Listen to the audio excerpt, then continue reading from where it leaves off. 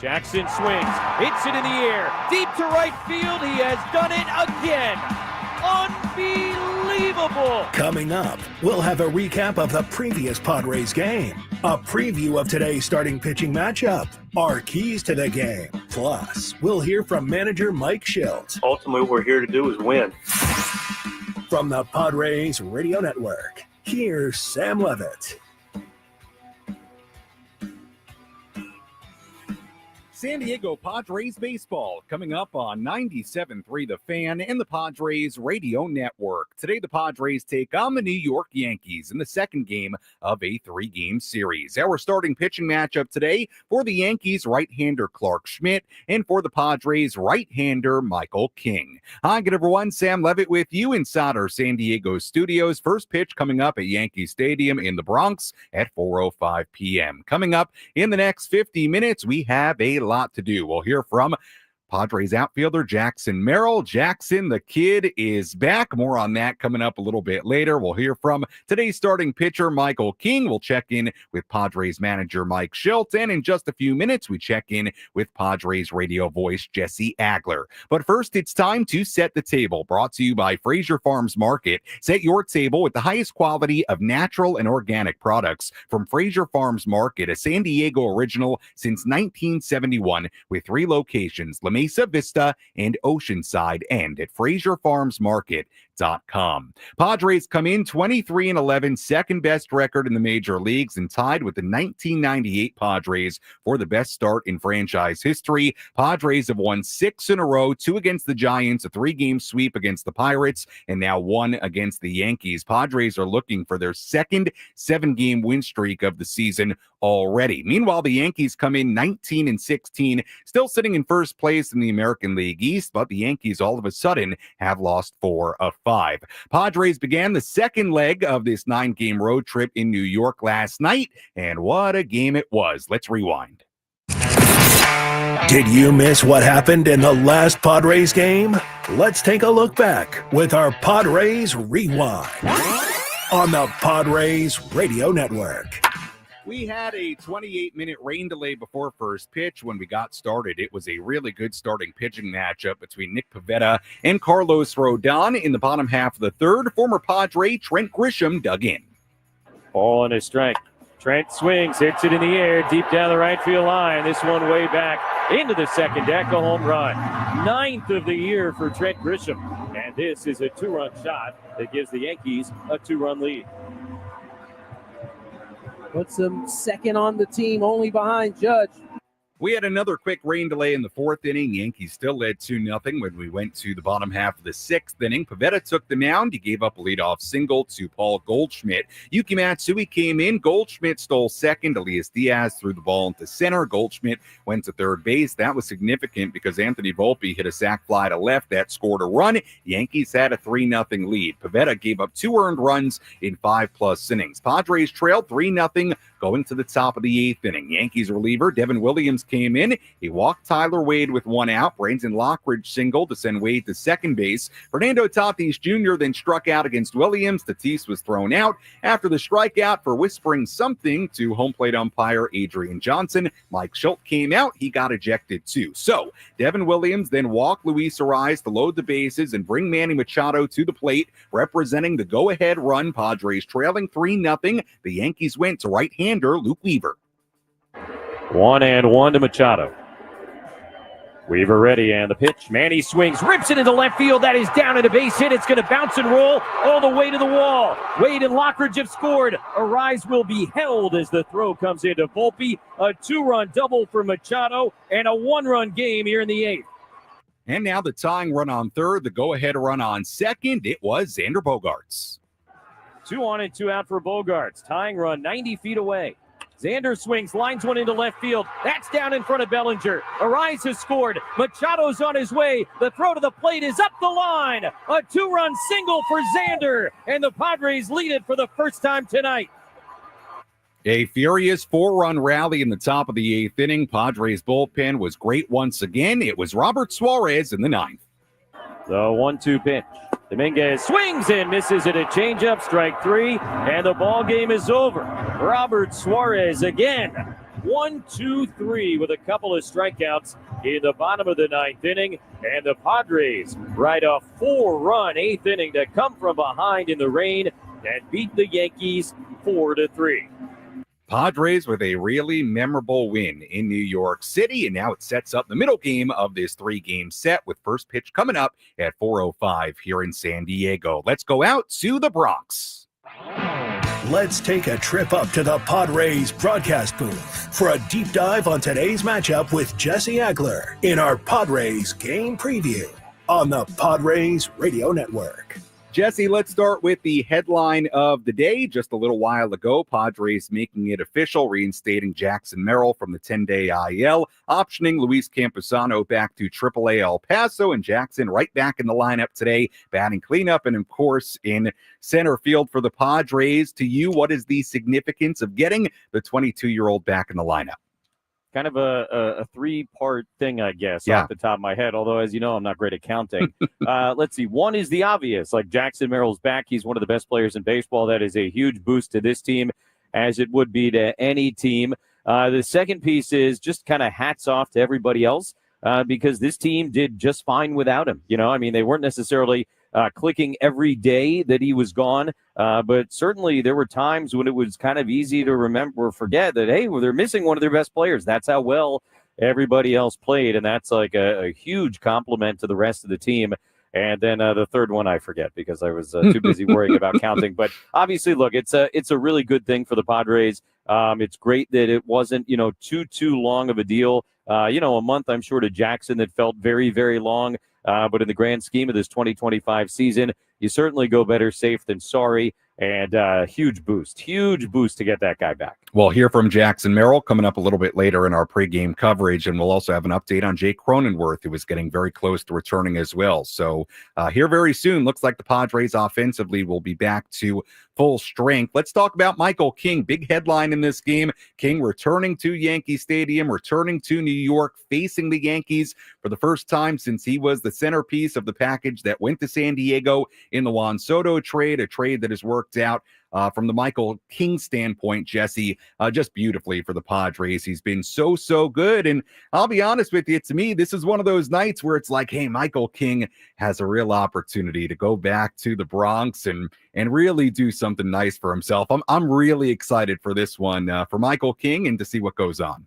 Yeah, it's a big deal for him personally. And it was neat, talking to him about it a little bit yesterday before the game.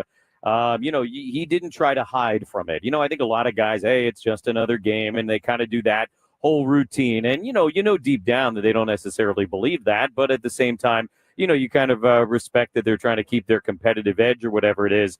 Michael was Michael yesterday talking about it. He was smiling and nodding and even laughing a little bit and kind of toying with some of the reporters that he knew from his Yankee days. And again, not at all trying to shy away from the fact that this is different. There will be more adrenaline. And I appreciated that honesty. And look, that'll be part of the challenge for Michael King tonight is kind of harnessing those nerves and that energy and, putting them to work for himself out on the mound. Yeah, it'll be really interesting to see how he harnesses all that tonight, Jesse. I think it's a great word to use when you talk about this outing for Michael King. Let's talk about Manny Machado because he's been really, really good as of late. It feels, Jesse, like Manny's starting to get on one of those tears. Huge hit yesterday to make it a one-run game. What do you feel like you've seen from Manny as of late? Certainly, yeah. Look, he's hitting 6 straight. Yeah. He had the 3-for-4 day the other day against the Pirates. The big hit yesterday. I feel like this has been a very consistent version of Manny Machado that we've seen this year. Now, that certainly doesn't mean he isn't about to go on a tear that you're kind of suggesting might be the case, and it certainly could be. But I feel like both the peaks and the valleys have been far smaller so far this year for Manny, and it's just been really consistent contributions for him at the dish pretty much every night all season long. But look, as you're saying, he's a guy, we know this by now. When he goes on a heater, it's a heater. It's not just some normal, like, all right, he's going to have a good week. He's the kind of guy that when he gets going, he can put an entire team on his back for a month.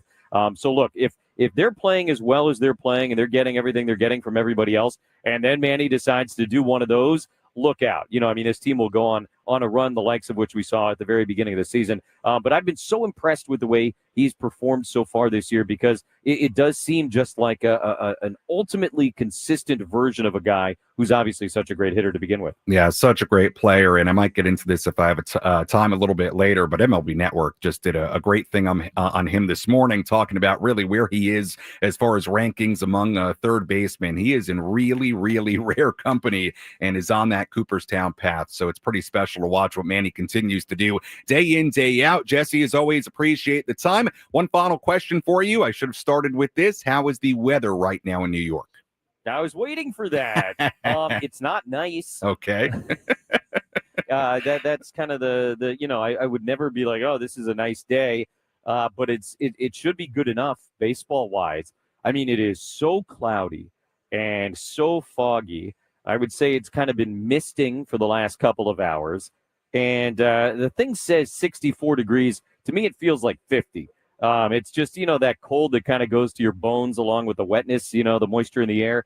So it is what it is. It's not nice out by any stretch of the imagination. Like if I was somebody who lived in the greater New York area and my kid was like, hey, Dad, can we go to the Yankee game tonight? I'd be like, nah, I don't think so, because of the weather. But in terms of being here and being able to play, yeah, we should be okay, I think, from that standpoint. But, of course, in the East and the Midwest, you do get those pop-up storms, that sometimes come out of nowhere. But we should be good enough for baseball, but it's definitely nasty out. All right, Jesse. Well, hopefully the rain stays away. We have a relatively dry night in New York. As always, appreciate the time. We'll talk to you and Tony coming up at 3:55 local time here in San Diego as the Padres go for a 7th consecutive win. Thanks so much.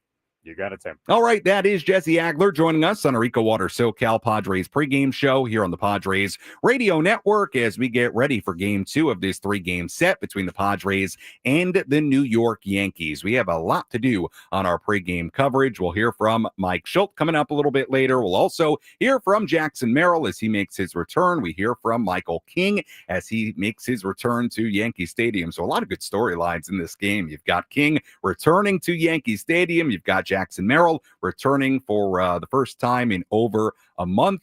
Thankfully back in the Padres lineup here today, and all our usual stuff, keys to the game, full breakdown of today's pitching matchup, and much, much more to come. As always, if you want to get involved on social media, you can do that as well. You can find me on X at Sammy Lev, SammyLev. Instagram DMs open as well. Sammy Lev there too, SammyLev. You can also tune in via the 97.3 The Fan YouTube stream, and you can comment there as well. Let me know, what is your key to today's game? May just read your comments on X or Instagram or YouTube coming up a little bit later in our pregame coverage. When we come back, we hear from Padres manager Mike Shildt. Again, first pitch coming up at 4:05 local time here in San Diego as the Padres continue this series against the Yankees. This is the Padres Radio Network.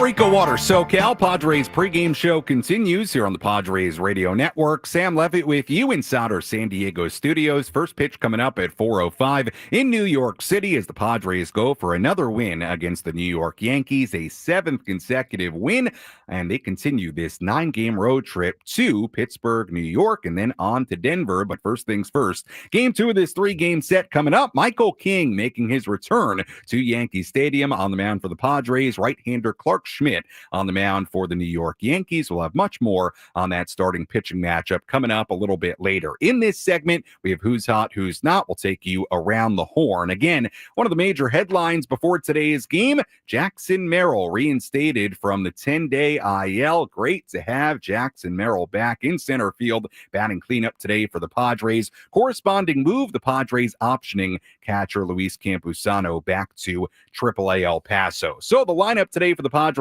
looks like this. Fernando Tatis Jr. in right field leading off. Luis Arraez at first base batting second. Manny Machado at third base batting third. Jackson Merrill in center batting cleanup. Xander Bogaerts at shortstop batting fifth. Gavin Sheets, the DH, batting sixth. Jason Hayward in left field batting seventh. Elias Diaz behind the plate batting eighth. And Tyler Wade, who's done a real nice job as of late, playing second base and batting ninth with right-hander Michael King on the bump. With all that in mind, let's go to Yankee Stadium and hear from Padres manager Mike Shildt.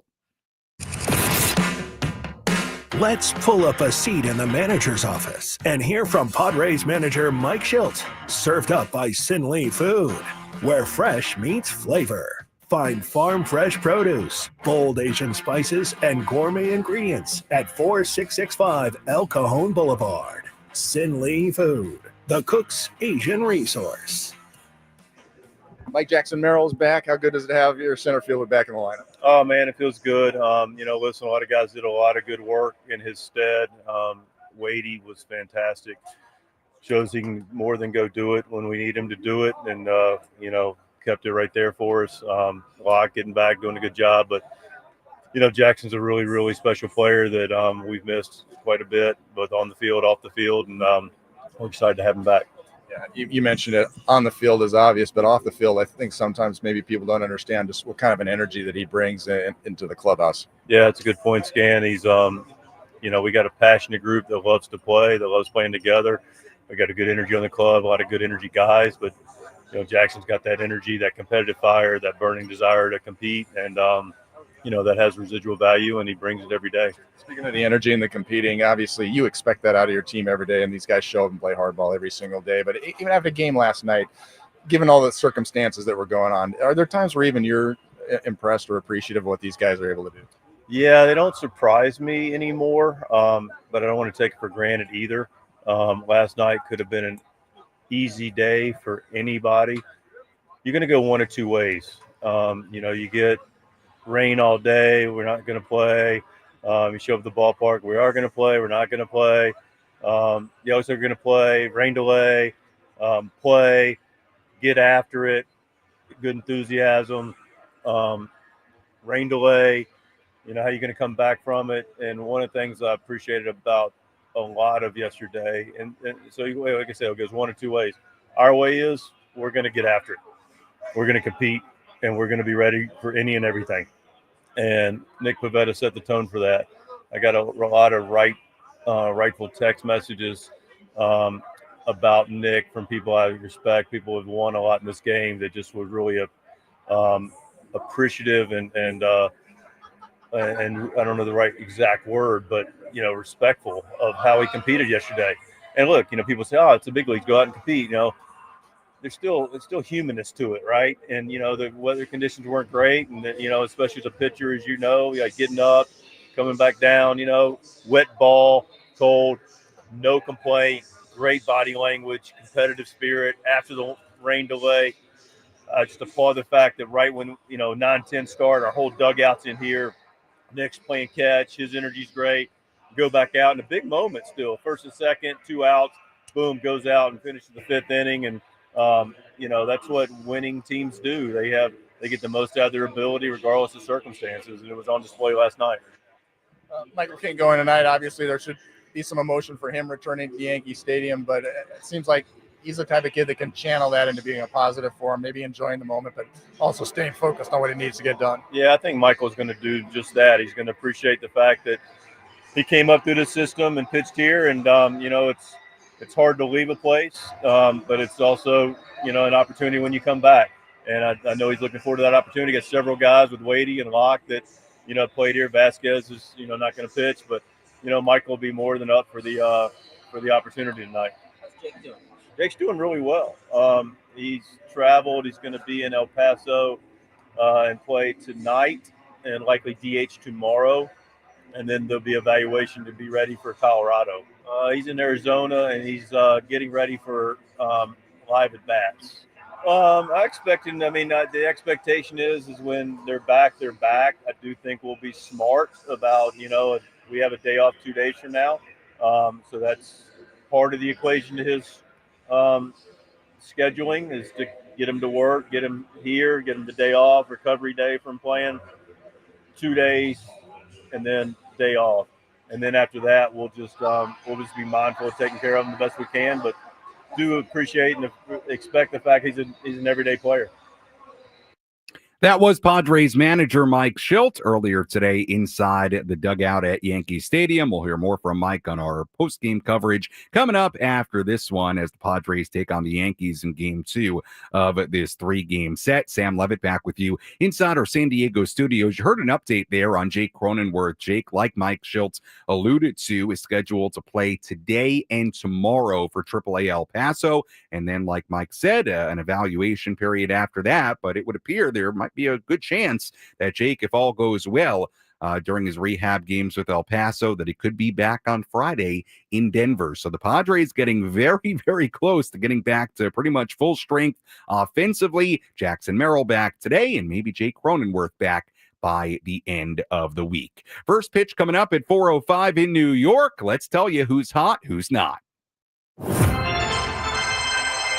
Which player is locked in at the dish? Who needs to kick things up another notch? This is Who's Hot, Who's Not on the Padres Radio Network. We begin with a look at the hot category. Manny Machado in there for the Padres. Padres have won 6 in a row, and wouldn't you know it, Manny has a 6-game hitting streak. Machado batting .391 with a home run, 2 doubles, 5 RBIs, and 5 runs scored in that span. Xander Bogaerts also in the hot category. His last 6 games, all during this 6-game win streak. Bogaerts is batting .304 with a double, a home run, 8 RBIs, and 2 stolen bases. Xander has been a big-time run producer as of late. The not category, this crushes me to do this. He hasn't been in the not category all year. Fernando, 0 for his last 9. I had to do it. Yes, and he got hit by the pitch in the left forearm, so kind of crushes me to put Fernando in the not category with how good he's been, but Fernando is 0 for his last 9, so hey, numbers are numbers. Fernando in the not category today. Jose Iglesias also in the not category. Went 0 for 11 in the 3-game series against the Pirates. Didn't play yesterday and not in the starting lineup today with the right-hander Clark Schmidt on the mound for the Yankees. And that's a full look at who's hot, who's not as we get ready for Game 2 of this 3-game set. Let's take you around the horn. Let's examine the most important news and the latest information you need to know in the world of Major League Baseball. Sam Levitt takes you around the horn. Presented by Valley View Casino and Hotel. Get ready for Major League winning when you join Valley View Casino and Hotel's Players Club and receive over $200 in free instant offers. Visit valleyviewcasino.com to learn more today. A couple of injury notes for you before we look at a couple of headlines on the out-of-town scoreboard today. An MRI showed that LA Dodgers outfielder Teoscar Hernandez has a grade 1 groin strain, Dave Roberts said earlier today. Unclear timetable on his return. He was placed on the 10-day IL earlier today. Dodgers calling outfielder James Outman up in a corresponding move.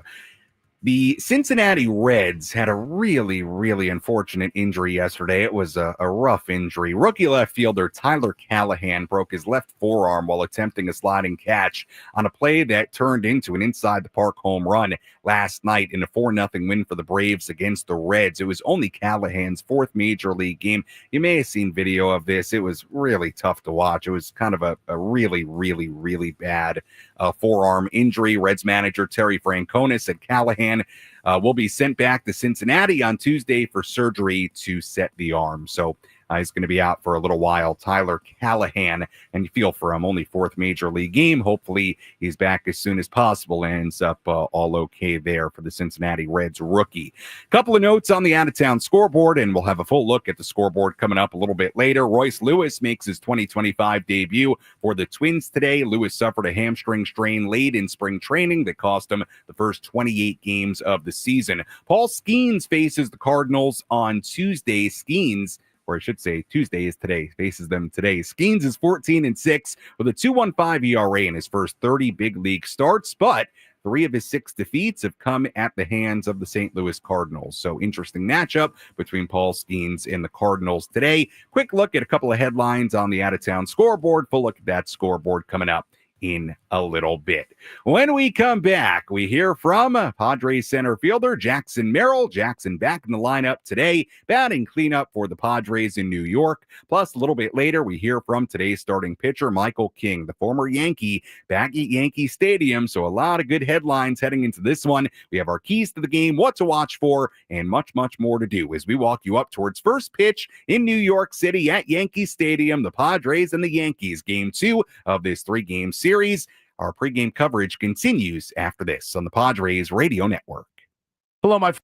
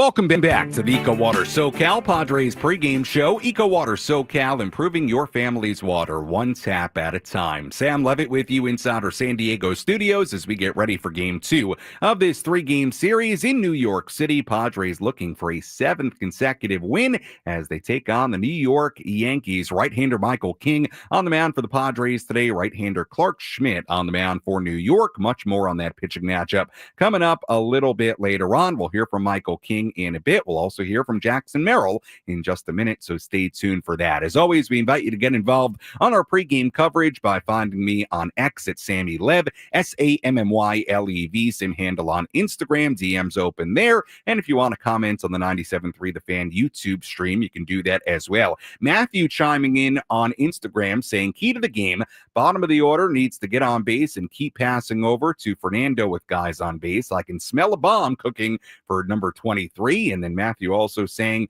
Michael King's stuff has got to be stuffing like it has been lately. Yes, the stuff has to be stuffing.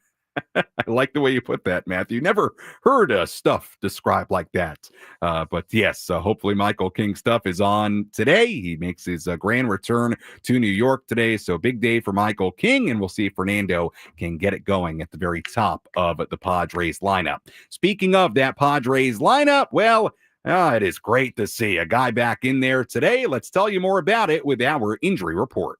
Who's in? Who's out? This is the Bada Fulkerson Injury Report, presented by San Diego's Bulldog Injury Attorneys, who hope you're never in an accident. But if you are, make Bada Fulkerson the first call you make. Hit him up 24/7 at badafulkerson.com. We've been over this a couple of times already, but just to tell you about it again, Padres reinstating Jackson Merrill from the 10-day IL. Earlier today, they optioned Luis Camposano to AAA El Paso. That was the corresponding move. Merrill back in the lineup, playing center field, batting cleanup today. Like we said earlier, Jake Cronenworth also scheduled to play for AAA El Paso today and tomorrow. So Jake getting very, very close to returning as well. So a quick look at our injury report. Jackson Merrill is back. Jake Cronenworth appears to be on the precipice of returning as well. Speaking of Jackson Merrill, he spoke with the media inside the Padres clubhouse earlier today. Here was Jackson before his return. Jackson, how good does it feel to be back? Thank God. Thank God. I'm excited, Yankee Stadium, cool place, so I'm excited to get going. What's the toughest part for you being away? Is it physically not playing baseball, not being with the guys, the whole thing? What's the toughest part for you? I think everything just sucks about it, You're kind of right there just sitting and watching, but, nothing better than me watching baseball, cheering my guys on. So I appreciate being back, and I stayed mentally tough through it all. So, we're here. It's only a month and ready to play the rest of the season. You got some energy ready to go. You're built up for the last week, ready to face the hound, so to speak. Yeah, I'm excited for an adrenaline rush. I haven't had one in a while, so I'm pretty excited for that. How important was it to make sure that this was taken care of and that it's not going to be returning again? Because there's always that challenge of wanting to get back as quickly as can, but also making sure that you've got the issue resolved. For me, I don't want to wait at all. I would have played hurt the whole year if I could have. So, I was more their decision internally, but I appreciate the care they have for me, and I'll stay if they were me. From your understanding, since there wasn't this traumatic event, right? Your last game, you're running all over the field. From your understanding, it took this long. Was it to make sure it doesn't come back? Is it? Well, it kind of just it didn't go away. It was tough to stretch and tough to kind of get a range of motion back. But over time, just gradually got better. Over time, it gradually got a little worse. So, I've done everything I can, exercises, everything possible to try and get healthy and make sure it's strong for the rest of the year. You obviously weren't the only one on the IL, and now everyone's kind of coming back. Mm-hmm. You make it the way this group has played in your absence, in their absence, and what they've done. I told you guys at the beginning of the year that it doesn't matter who's in the clubhouse. Some dogs in here always. It doesn't matter who's playing, who's on the field. We're going to play our ass off and try to win baseball games. That's what they've been doing. So I'm excited to just join in and keep going. Where does that come from? Because, in theory, it does matter. Trust. It's a whole organization, not just one person. So it's trust. I trust them. They trust me to go and get healthy. I trust them to keep playing the way they've been playing and play hard every day. So just trust everywhere. I know you said it wasn't kind of miserable not playing, but did that make it easier? Wins. Yeah, seeing wins is awesome. And, there's a couple games we weren't really hitting for a little bit, but, we know we're going to come out of that.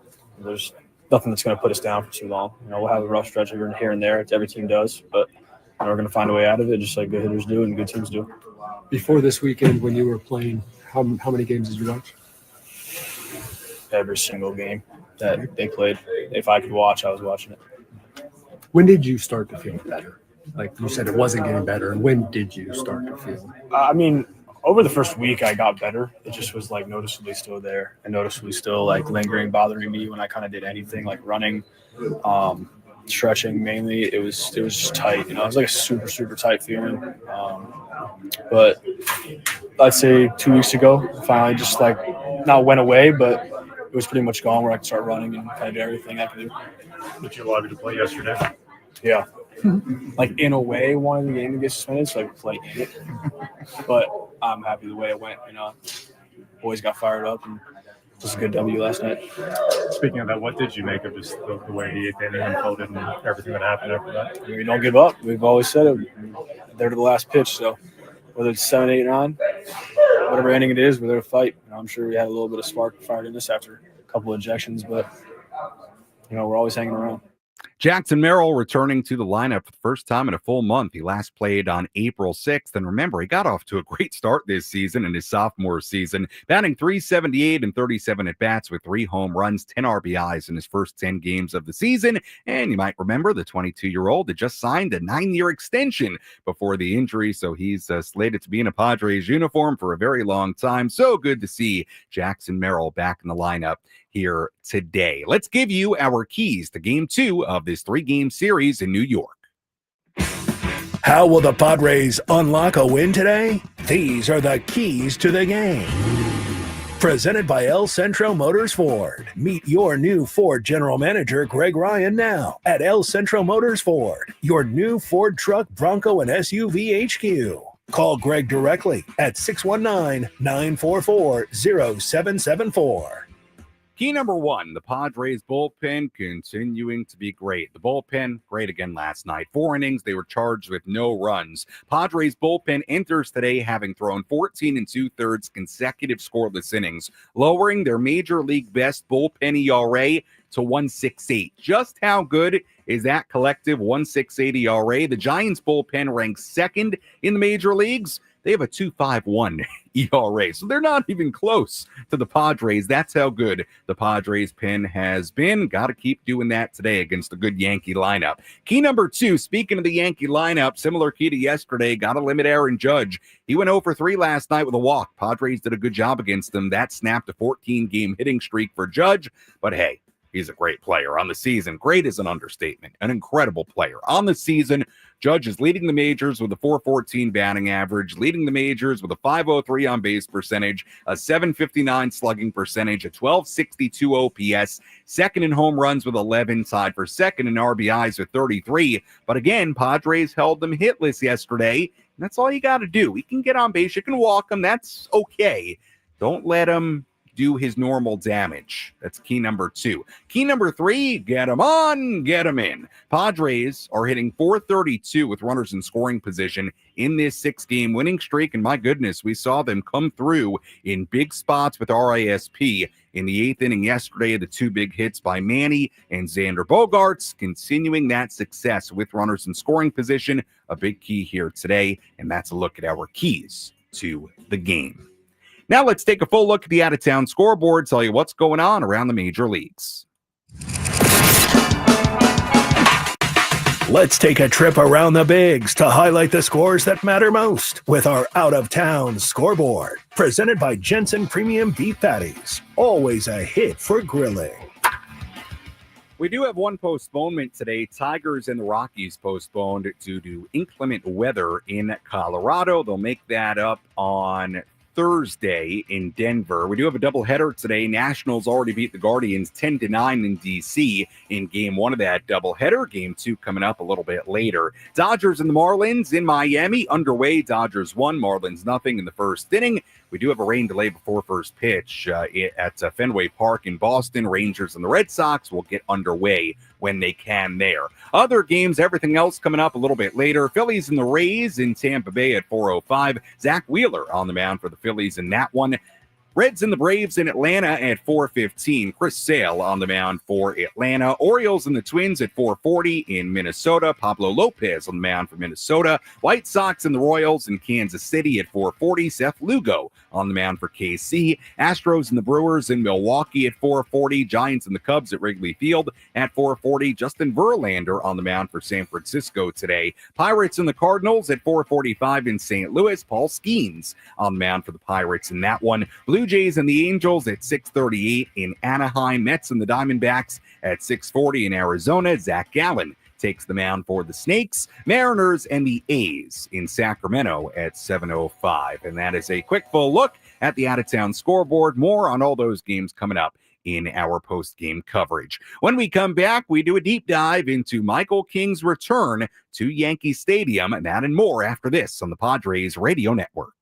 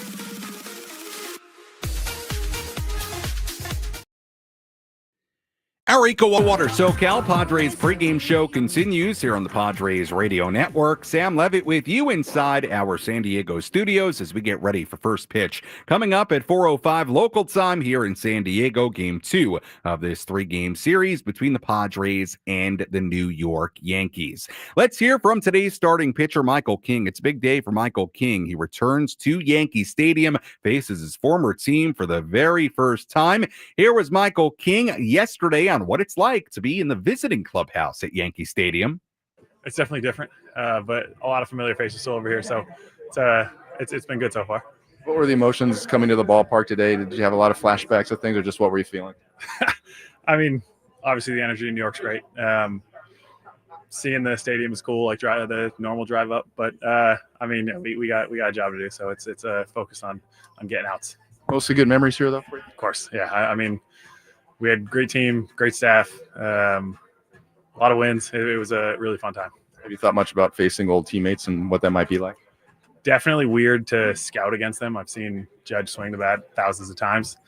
I've never once tried to get him out, so it'll be a very hard challenge. But it was a fun time scouting them and trying to see their swings in different ways than I normally am used to. Are you anticipating at all there being a moment as they're walking up to the plate we might have a quick eye contact, or is it going to be all business? So you just have to see how it plays out. There will definitely be eye contact, but I gotta make sure I stay locked in because obviously that's best in the big leagues. You heard Michael King mention Aaron Judge. Those two very good friends. Here was Michael King a little bit more on facing his buddy Aaron Judge. Yeah, I texted him that he has insane plate coverage. Usually you can see some holes in hitters. Obviously, a guy's that's hitting 450 with whatever his OPS is. You don't have too many holes, so it's going to be all about execution. Going to be all about sequencing. I mean, Judge was insane when I was here, and that's a guy that's going to be insane for however long he plays. Michael King, of course, part of that big trade involving Juan Soto back in December of 2023. We'll talk more about it in just a bit. Here was Michael on his experience since being traded. I definitely think I was given a longer leash as a starter over here. I think that Ruben has been incredible for my development. Obviously he did it with Lugo the year before, so he knew kind of how to manage my innings, but also make sure that I was strong enough to get through a full season and be strong for the following year. So I think it was great for my development as a starter. And obviously it worked both ways. You know, we have great talent over here. Higgy was incredible for us last year. You see Randy doing it this year. Obviously we flipped Thorpe for Cease, and Cease has been dominant for us. So it's definitely been a very fun locker room to get traded over to. You've now kind of established yourself as a starter. Do you wonder if that would have happened had you stayed a Yankee? I mean, I don't know. I'd like to think so. I know that I was at least getting treated like I was going to come in as a starter in 2024. Had the trade not happen, but yeah, I mean, you have no idea. They have a ton of talent over there that has emerged, and Louis Heel and Clark, and obviously going out and getting freed. So you have no idea, but I'm very happy with where I'm at. That was Padres starting pitcher Michael King. His return to New York today. We'll talk more about that in a second. First, let's tell you what to watch for. What's the one thing Sam Levitt will be keeping his eye on in today's game? This is What to Watch For, presented by Genesis Home Improvements, San Diego's trusted painting, roofing, and window company. Save 15% today on a new beginning for your home. Visit GenesisHomeImprovementsSD.com. What to watch for in today's game? I'm focusing on Gavin Sheets, the DH today for the Padres. First time in a few days we've seen Sheets in that DH spot now with the Padres finally facing a righty starter today. Sheets DHing and batting sixth. His last start, he really broke out after he was in a bit of a skid. 3 hits in a game against the Pittsburgh Pirates, including a home run and 2 RBIs. So what does Gavin Sheets do? His first start in a few days, DHing, batting sixth. See what the Padres get today from Gavin Sheets. That's what to watch for in Game 2 of this 3-game series. Let's dive in deeper to our starting pitching matchup between Michael King and Clark Schmidt. Let's take a look at who's on the bump today with our starting pitching preview on the Padres Radio Network. On the mound for the New York Yankees, 29-year-old right-hander Clark Schmidt. 2025, 3 starts, a 5.52 ERA, 14-plus innings. Last start against the Blue Jays came last Sunday, over a week ago. 5 innings, 1 run given up. He walked 4, struck out 6 on 90 pitches. He was scheduled to pitch this past Saturday against the Rays in the Bronx, but was scratched because of left side sore and has actually got an MRI that came back clean. Yankees decided to push Schmidt back to today. He also missed the first 3 weeks of the season because of right rotator cuff tendonitis. Faced the Padres last May in San Diego in 5 innings, 1 earned run given up on 3 hits. Last season, Schmidt had a 2.85 ERA in 16 starts. On the mound for the Padres, right-hander Michael King. Great start for the 29-year-old, 4-1, a 2.09 ERA in 7 starts to begin his season. 38-plus innings. He struck out 46. His last start against the Giants, 5 2/3 innings, 1 earned run given up. His last 6 starts, a 1.50 ERA in 36 innings. King, of course, facing his former team for the first time since being traded from the Yankees in December of 2023 to San Diego. King pitched for the Yankees in parts of 5 seasons, a 3.38 ERA. In New York, he became one of the more valuable multi-inning relievers in the sport before he transitioned to a starting role late in 2023. How about this? Since King was moved back into a starting role in late 2023, he has a 2.66 ERA since August 24th of that year. That is the 3rd best ERA in the majors in that span, behind only Paul Skeens and Tarek Skubal. That is how good Michael King has been, and now King gets an opportunity to show off here at Yankee Stadium today. As always, thank you for listening to the EcoWater SoCal Padres pregame show. EcoWater SoCal, keeping it soft since 1925. Your water should be perfect. Jesse and Tony come your way from New York City. When we come back, you're listening to the Padres Radio Network. Enjoy the game, everybody.